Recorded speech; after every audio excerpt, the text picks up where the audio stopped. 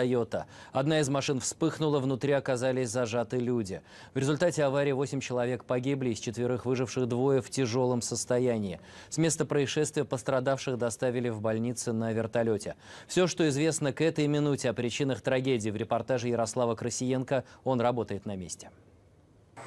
На этом участке Варшавского шоссе четырехполосное движение, гололеда не было. Однако 2 машины, легковая «Тойота» и УАЗ, по какой-то причине не смогли разъехаться. По некоторым данным, праворульный японский автомобиль выехал на встречную полосу. Стояла машина на поворот налево, а эта машина не стала биться, выскочил на встречную и ударил в лоб. Произошло столкновение 2 транспортных средств с последующим возгоранием одной из машин. По предварительным данным, в результате ДТП 8 человек погибли и 4 с травмами различной степени тяжести госпитализированы в медицинские учреждения. В настоящее время на данном участке дороги движение транспорта затруднено. У этого человека в аварии погиб родной брат. Он сидел за рулем УАЗа. Мужчине было 46 лет. Он ехал домой с работы. В салоне его автомобиля находились рабочие. Лишь одному удалось выжить, все остальные погибли.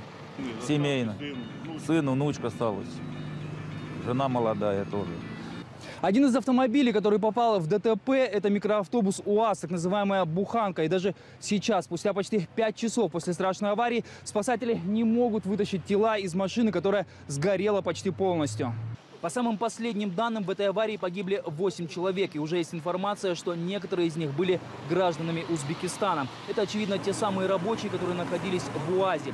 Еще 4 человека пострадали, причем 2 в крайне тяжелом состоянии. Их доставили в Москву на медицинских вертолетах. Как раз сейчас врачи борются за жизни этих людей.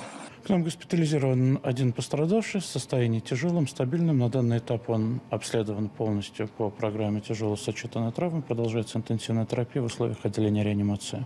На месте аварии по-прежнему работают полицейские, следователи, дознаватели и сотрудники МЧС. Одним предстоит полностью восстановить картину этого ДТП, а другим увезти тела погибших в морг. Останки тех, кто находился в сгоревшем дотла микроавтобусе, удалось извлечь буквально несколько